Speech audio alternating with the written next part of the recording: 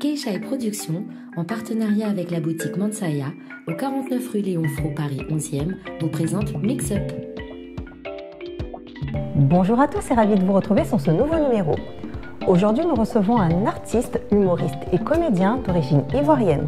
Il se fait connaître sur les réseaux sociaux grâce au Vine, des vidéos courtes humoristiques de 6 secondes. Cela lui permet de se créer une véritable communauté et surtout d'accéder à ses rêves les plus profonds, la scène et le cinéma. L'intérêt commun, c'est l'intérêt de la France. L'intérêt commun, c'est le train que tu vas prendre pour rentrer chez toi dans ton pays d'origine. Regardez-la bien. Oui, Marie, non, Marie n'est pas raciste. Tes grosses joues, on dirait beignets qu'on mange à la cantine quand on était jeune, qui dégoulinent des chocolats, on dirait ton teint. Aujourd'hui, il signe son propre one-man show, Pourquoi moi? Notre invité de la semaine est Sako Camara.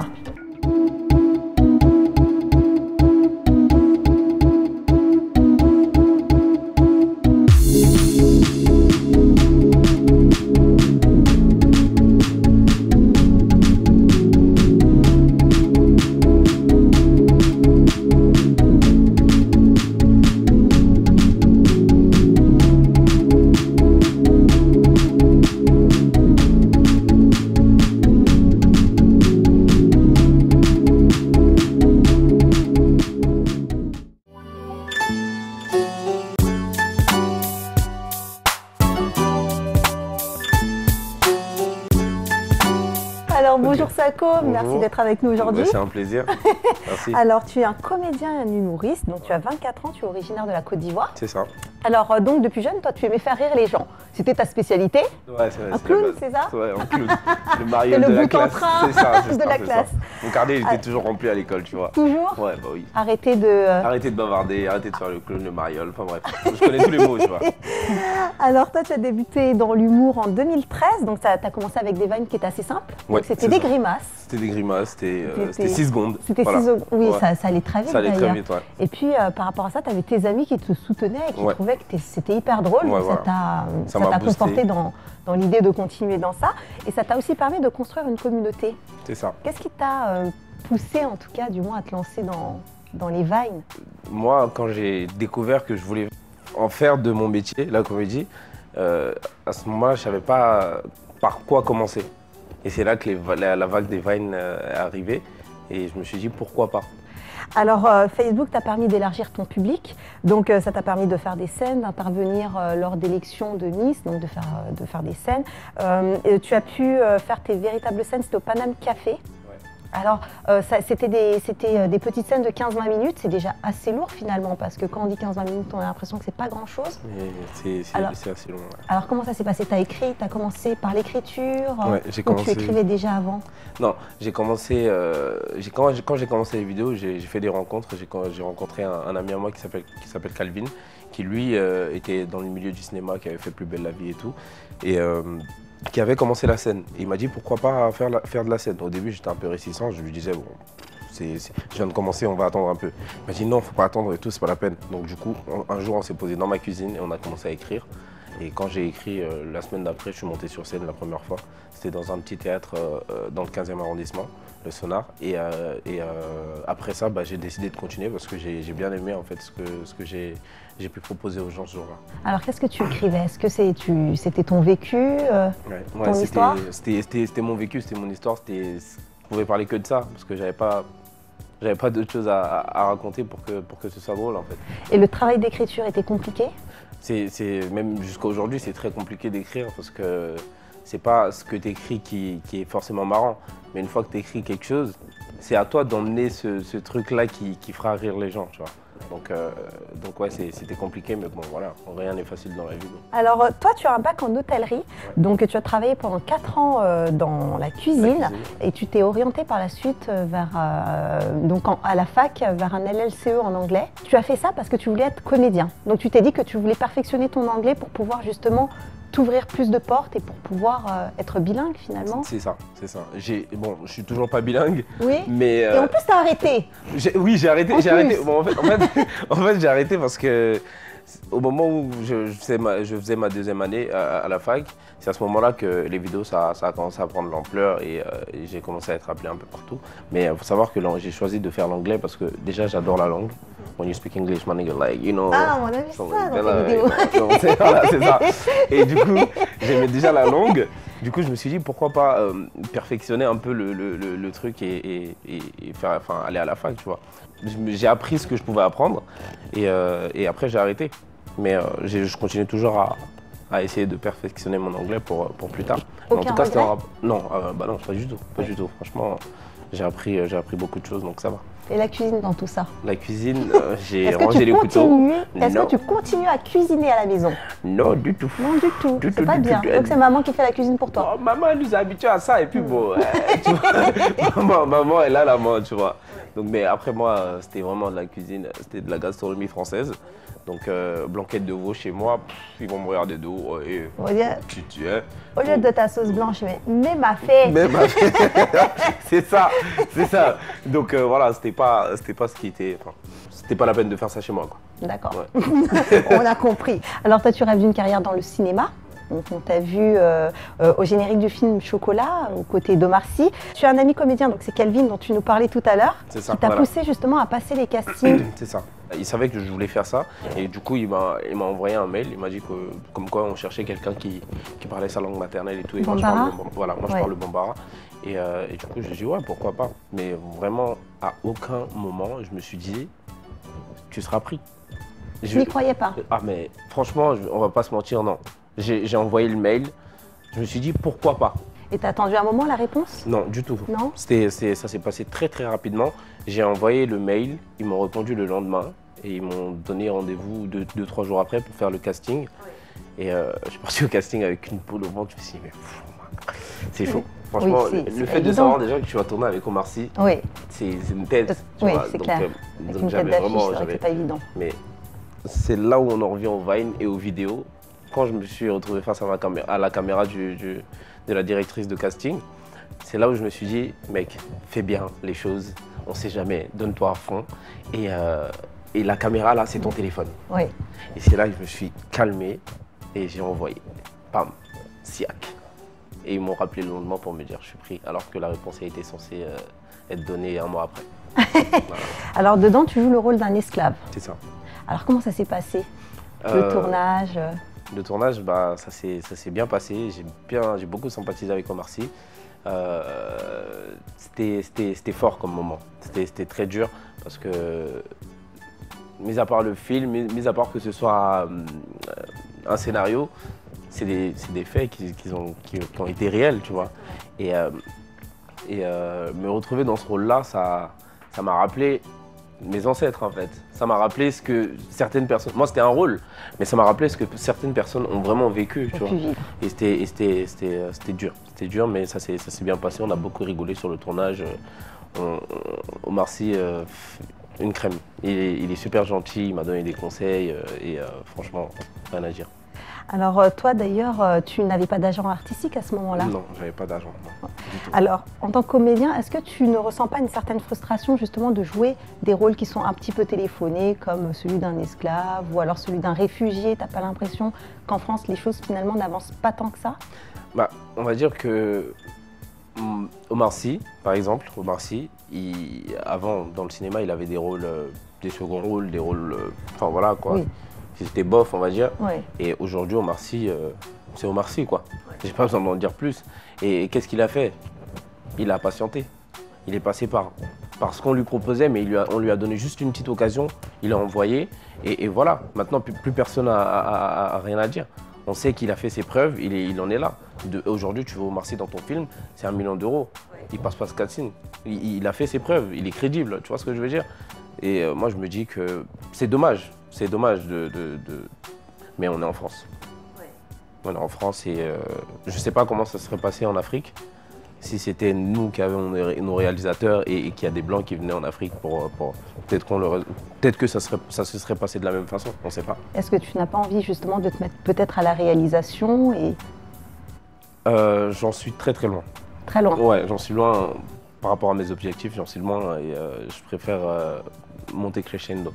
Alors tu joues actuellement ton one-man show, donc pourquoi pas. Donc c'est tous les samedis à 19h, c'est au théâtre Darius Milhaud dans le 19e arrondissement.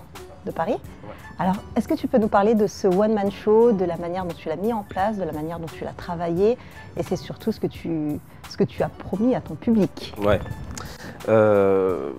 Le One Man Show, pourquoi moi? On va dire que ça parle déjà, c'est pourquoi moi, ça parle de toi, de moi de ton histoire. et de mon histoire. Je l'ai écrit avec Prince. Oui. Je l'ai écrit avec Prince on a commencé le 1er janvier, je crois, à écrire. Et il m'a donné une date le 28 avril. Il m'a dit on va C'était remplir. très court finalement. C'était très court, mais c'était mieux. Parce que à ce moment-là, tu sais que tu as une deadline. Et si tu bosses pas, tu vas te casser la gueule. Oui. Et il y a 400, on a pris une salle de 400 personnes. Tu sais qu'il y a 400 personnes qui vont venir te voir et tu n'as pas le droit à l'erreur. Et c'est à ce moment-là que je prenais le train RERD, j'allais à Saint-Denis, j'allais chez Prince. Je rentrais, il n'y avait plus de train, mais franchement, j'étais très stressé. Mais j'étais à fond, c'était du bon stress, je voulais réussir. Et on a écrit comme on pouvait, mais ça a bien marché. Et quelle a été la difficulté pour toi? L'écriture, c'était très compliqué, très compliqué. T'écris une chose, c'est pas bon, tu testes, c'est pas bon, tu es obligé d'enlever ou alors de l'améliorer. Il y a beaucoup de codes que je connaissais pas dans le monde du théâtre, parce que faut savoir que j'ai commencé les Vines et je suis passé au théâtre directement, donc j'ai pas pris de cours de théâtre. Je savais pas côté jardin, côté cours, je savais pas. Jardin, c'est le jardin du voisin, donc tu vois. Donc moi je connaissais vraiment pas les codes et j'ai eu beaucoup de mal par exemple le jour du 28 avril, j'avais du mal à me placer sur la scène. J'avais du mal à me placer sur la scène et quand tu fais un one-man show, tu dois bouger sur la scène, tu dois occuper toute la scène parce que tu es tout seul, c'est un seul en scène. Tu dois vraiment, faut que pendant 1 heure les gens soient captivés, tu vois.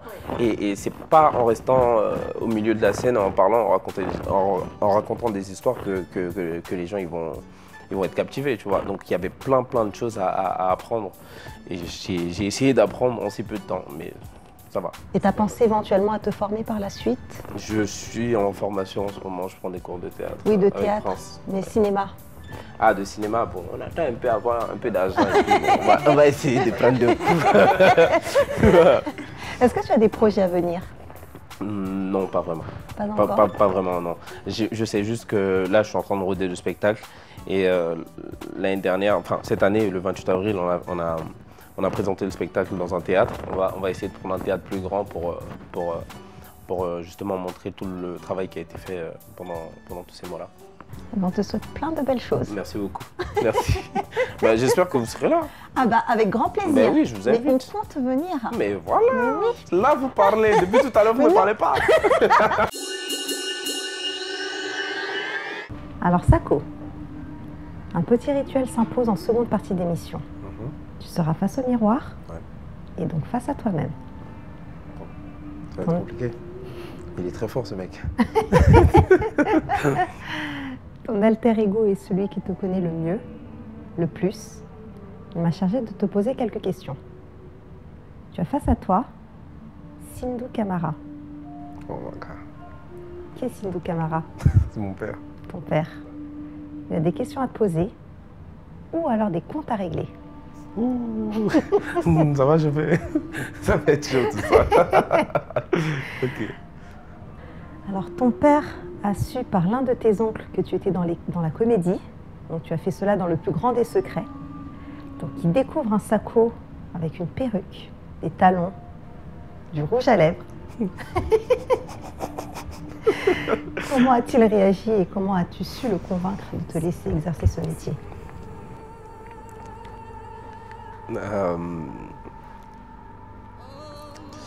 Quand mon père a découvert que je faisais des vidéos, il était en Angleterre et il a su ça avec mon oncle. Enfin, c'est mon oncle qui regardait les vidéos et du coup il l'a vu. Quand j'ai appris ça, je pensais qu'il allait mal réagir, mais en fait non. Il est venu me voir, il m'a dit ouais, c'est bien ce que tu fais et tout, mais l'école, tu vois. Et il a vraiment insisté sur l'école. Il m'a dit c'est bien ce que tu fais, Vous savez, nos parents, ils ont toujours des anecdotes à raconter. C'est à ce moment-là qu'il m'a dit, moi, vraiment, moi aussi, j'étais animateur. Hein. Au quartier, on m'appelait tout le temps pour venir animer les Miss. Bon, vraiment, donc, c'est le sang un peu, quoi. Ça continue. Donc, il n'y a pas de problème. Moi, j'ai pas de problème avec ça. Mais l'école, tu vois. Donc, il a vraiment insisté sur l'école. Et j'ai été agréablement surpris parce que je ne m'attendais pas à cette réaction de sa part. Et du coup, j'ai continué les deux. Et arrivé à un moment où je ne pouvais plus continuer l'école et j'étais obligé de choisir. Et c'est à ce moment-là que c'était très difficile parce que pour nos parents, l'école c'est la clé de la vie, c'est la voie la plus sûre, on va dire. Et moi j'ai expliqué à mes parents comme quoi réussir n'était pas synonyme d'école en fait. Et que je préférais vivre de ce que j'aime que de vivre, de mieux vivre avec des diplômes et ne pas être épanoui et ne pas être heureux. Et c'est à ce moment-là qu'ils ont compris que le monde il était en train de changer et que ce qu'on leur a dit avant n'était pas forcément valable aujourd'hui en fait. Et c'est ce qui a fait que mon père il a accepté de me laisser exercer ce métier aujourd'hui. Alors lorsque tu as vu ta maman, Fatoumata, à l'Apollo Théâtre, tu en as beaucoup pleuré. Tu as été très touchée. Que s'est-il passé à ce moment-là et pourquoi avoir eu cette réaction? Qu'est-ce que tu as ressenti? Ok. Il faut savoir que, comme je dis dans mon spectacle, ma mère elle compte beaucoup pour moi, comme la plupart des enfants. Ma mère elle fait beaucoup pour moi, elle a beaucoup fait pour moi et continue de faire beaucoup pour moi. Et le jour où j'ai fait mon spectacle et que j'ai vu mes parents monter sur scène, j'ai juste eu envie d'évacuer en fait, parce que je sais que j'ai beaucoup bossé et je savais que ce jour-là, mes parents allaient être là et je voulais qu'ils soient fiers de moi. Et quand je les ai vus monter avec le sourire aux lèvres, je me suis dit, bon, bah, ils sont contents et ça m'a soulagé et c'est ce qui a fait que j'ai craqué. Et rien de plus. J'étais juste content en fait, c'était des larmes de joie, on va dire. Alors, est-ce que tu as eu peur à un moment donné de ta vie de ne plus rendre tes parents fiers?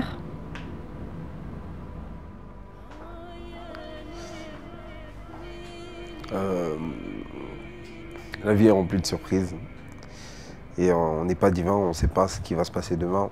Donc j'en ai toujours peur parce que je sais que j'ai pas encore atteint mes objectifs, j'ai pas encore mis mes parents à l'abri. Donc j'ai toujours cette petite peur, même en avançant, j'ai toujours cette peur de ne pas rendre mes parents fiers ou de leur donner raison au début, quand mon père il me disait que l'école c'était la voie la plus sûre. J'ai envie de réussir parce que c'est ce que j'ai envie de faire de ma vie. Donc j'ai envie que mes parents ils me regardent et me disent ouais, mon fils est devenu un homme et il arrive à s'assumer, il arrive il savait ce qu'il faisait et donc on peut lui faire confiance, tu vois.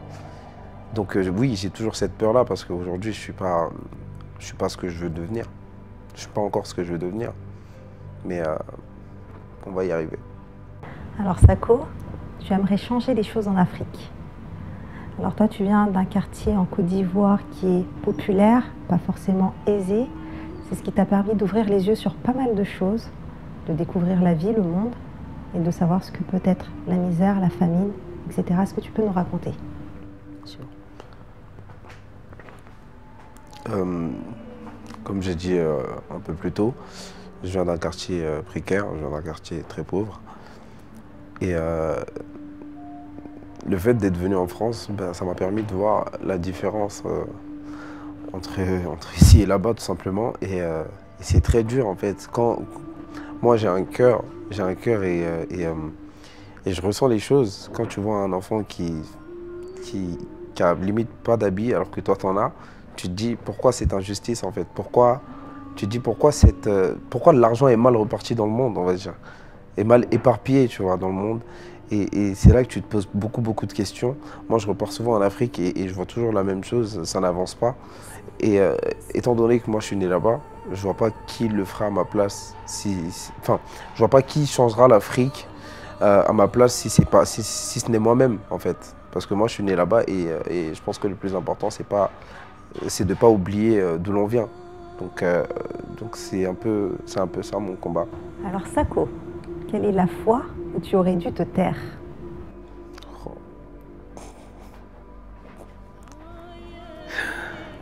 Bon, j'espère qu'elles ne se reconnaîtront pas. Un jour, j'étais assis sur une table, sur une terrasse avec des amis et il y a des filles qui sont venues s'asseoir pas très loin de nous, pas à notre table, mais pas très loin de nous. Et elles sont venues un peu, m'as-tu vu, voilà, avec un peu de vulgarité. Et moi, j'aime pas trop ça. Et du coup, quand elle parlait, elle disputait, elle parlait un peu trop fort. Et du coup, moi, j'ai regardé mon amie et je lui ai dit, mais attends, elle crie alors qu'elles sont pas belles. Et en fait, moi, franchement, je pensais que j'avais parlé doucement. Mais en fait, non. Ma voix est porte. Et du coup, elle m'a entendu. Et elle m'a entendu. Et j'étais grave gêné, en fait. J'étais super gêné, j'étais pas bien. Et elle parlait. Elle m'a entendu, mais elles m'ont pas dit qu'elle m'a entendu. Mais moi, j'entendais ce qu'elle disait. Elle disait en gros, ouais, tu fais des vidéos sur Internet, tu fais croire aux gens que t'es bien. Mais alors, si c'est pour aborder les gens comme ça, c'est n'importe quoi. Franchement, moi, j'aimais bien ces vidéos en plus. J'aimais vraiment bien ces vidéos. Mais voilà, mais là, l'image qu'il m'a montrée, franchement, c'est un truc de ouf. Les gens, quand ils ont un peu de notoriété, ils commencent à monter sur les... Bon, j'entendais tout ça, j'étais vraiment pas bien du tout.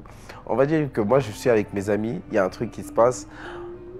Comme au lycée, c'était pour faire le mariole. Je ne le pensais vraiment pas. Hein, de dire que ces filles-là, elles n'étaient pas belles. Déjà, la beauté, c'est très relatif. Donc, moi, je ne suis pas là pour juger, d'accord? Mais c'était plus pour amuser la galerie qu'autre chose. Donc, elles l'ont vraiment mal pris. Et à la fin, en partant, elles m'ont arrêté. Elles m'ont dit, ouais, en gros, on a entendu ce que tu as dit.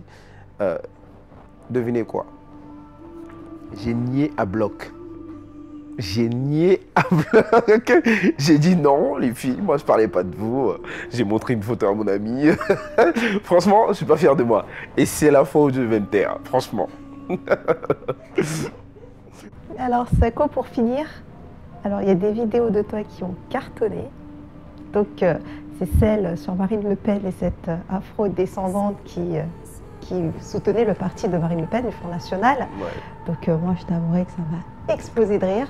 Ouais. Est-ce que tu pourrais nous faire ce petit sketch Bien sûr, devant ce miroir? Bien sûr. C'est à toi. Merci. Oui, bon, Marine, franchement, moi, elle traite des sujets de bon sens, hein, Marine.